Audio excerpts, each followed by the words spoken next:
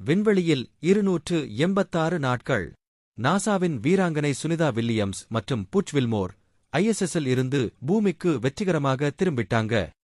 இந்த mission space X dragon விண்கலத்தின் மூலம் நடந்தது.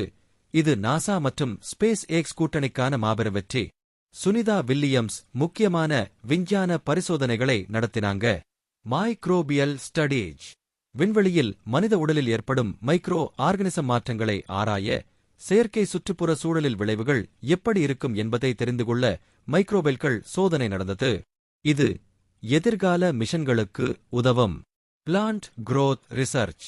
விண்வெளியில் தாவரங்கள் மைக்ரோகிராவிட்டி சூழலில் வளர்வது எப்படி என்று கண்டுபிடிக்க ஆராயப்பட்டது.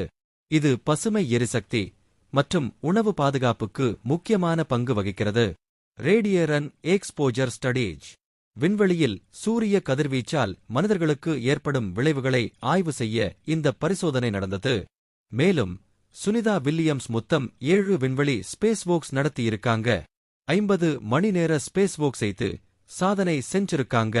சுனிதா 608 நாட்கள் விண்வெளியில் இருந்து 2வது இடத்தில் இருக்காங்க.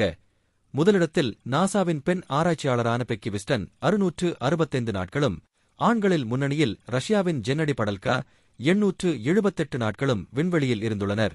சுனிதா வில்லியம்ஸின் இந்திய குடும்பத்தினரும் மக்களும் சிறப்பு பூஜைகளுடன் இந்நிகழ்வை கொண்டாடியிருக்காங்க.